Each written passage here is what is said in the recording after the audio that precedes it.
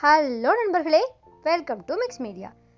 நம்மளில் பல பேருக்கு பாவக்காய்னாலே ஜாஸ்தி பிடிக்காது, அதுலேயும் குழந்தைங்க விரும்பவே மாட்டாங்க. ஆனால் நம்ம இன்றைக்கி பாவக்காய் யூஸ் பண்ணிவிட்டு சூப்பரான ஒரு தொக்கு வகை தான் செய்ய போகிறோம்.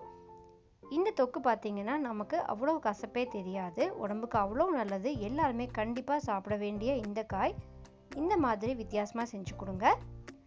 நம்ம இன்றைக்கி இது எப்படி செய்யலாங்கிறத பார்ப்போம். ஃபர்ஸ்ட் இந்த பாவக்காய் தொக்கு செய்யறதுக்காக பாவக்காய் நல்லா பொடி பொடியாக கட் பண்ணி எடுத்து வச்சுக்கலாம். கொஞ்சமாக ஆனியன் அண்டு பூண்டு, ஒரு தக்காளி எடுத்து கட் பண்ணி வச்சுக்கலாம்.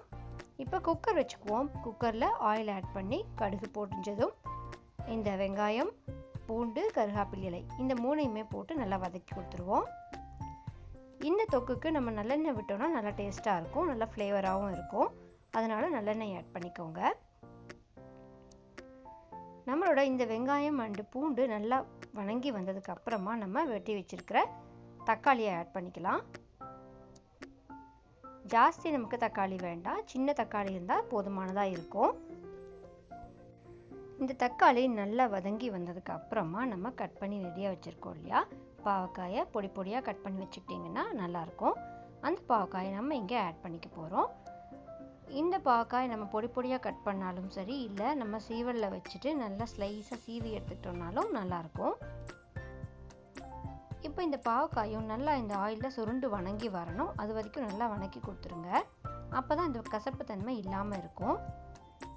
இந்த நல்லெண்ணெய் கூட இந்த பாவக்காய் வணங்கி வரும்பொழுது நமக்கு கசப்பு கம்மியாயிடும். அதனால தான் நம்ம நல்லா வணக்கிடணும். இப்போ பாருங்கள், ஓரளவு நல்லா ஆயிலில் வணங்கினதுக்கு அப்புறமா நம்ம இப்போது இந்த தொக்குக்கு தேவையான அளவு காரம் மிளகாய் தூள் ஆட் பண்ணிக்கலாம்.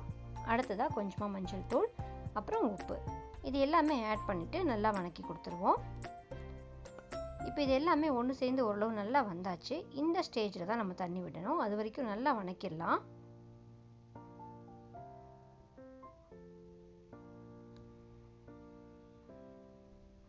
இப்போது இந்த பாவக்காய் நல்லா வணங்கியாச்சு. இப்போ நம்ம வாட்டர் ஆட் பண்ணிவிட்டு 1 or 2 விசில்ஸ் மட்டும், இப்போ பாவக்காய் நமக்கு தொக்கு மாதிரி வேணுன்றதுனால 2 விசில் விட்டு ஆஃப் பண்ணிக்கோங்க. பொரியல் மாதிரி செய்யணும் அப்படின்னா நீங்கள் ஒரே ஒரு விசில் ஆஃப் பண்ணிக்கலாம். நான் இன்றைக்கி தொக்கு மாதிரி செய்யணுன்றதுக்காக 2 விசில் விட்டு ஆஃப் பண்ணிக்க போகிறேன். தண்ணி ஜாஸ்தி விட வேண்டாம், அளவாக விட்டுட்டு நம்ம 2 விசில் விட்டு ஆஃப் பண்ணிக்கலாம். இந்த தொக்கு செய்யறதுக்கு கொஞ்சமாக புளி தண்ணியில் ஊற வச்சு எடுத்துக்கோங்க. ஒரு சின்ன நெல்லிக்காய் அளவு இருந்தால் போதுமானதாக இருக்கும்.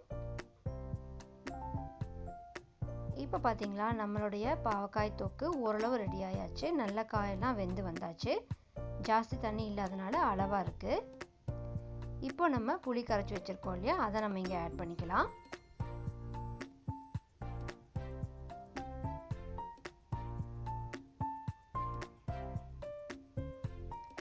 இப்போ இந்த புளி கரைசல் விட்டுட்டு கொஞ்சம் நேரம் கொதிக்க விடுவோம். ஸ்லோவில் வச்சுட்டு கொதிக்க வச்சோம் அப்படின்னா ஓரளவு நமக்கு அந்த தொக்கு கன்சிஸ்டன்சிக்கு வந்துடும். அதுக்கப்புறமா நம்ம தேங்காய் பூ போட்டுக்கலாம். தேங்காய் பூ, அப்புறம் கொஞ்சமாக வெல்லம். நமக்கு ஜாஸ்தி இனிப்பு வேண்டாம்னு நினச்சிங்கன்னா வெல்லம் கம்மி பண்ணிக்கலாம், இல்லைன்னா இன்னும் கொஞ்சம் கூட நீங்கள் வெல்லம் ஆட் பண்ணிவிட்டு நல்லா மிக்ஸ் பண்ணி கொடுத்துருங்க. நல்லா கொதித்து சுருண்டு சேர்ந்து வந்தாச்சு. இந்த ஸ்டேஜில் நம்ம ஆஃப் பண்ணிடலாம். பாருங்கள், எல்லாமே நல்லா சேர்ந்து வந்திருக்கு. அவ்வளோதாங்க, நம்மளுடைய இந்த பாவக்காய் தொக்கு சூப்பராக ரெடி ஆயாச்சு. இந்த தொக்கு நல்லா சுடு சாதத்தில் போட்டு பிசைஞ்சு சாப்பிட்டீங்கன்னா அதனுடைய கசப்பு தன்மை சுத்தமாக இருக்காது. குழந்தைங்க எல்லாருமே நல்லா விரும்பி சாப்பிடுவாங்க. கண்டிப்பாக ட்ரை பண்ணி பாருங்கள். இதே மாதிரி சிம்பிள் அண்ட் குயிக்காக செய்யக்கூடிய ரெசிபீஸ்க்காக நம்ம சேனலை மறக்காமல் சப்ஸ்கிரைப் அண்ட் லைக் பண்ணிவிட்டு காத்துருங்க. டாட்டா, பாய் பாய்.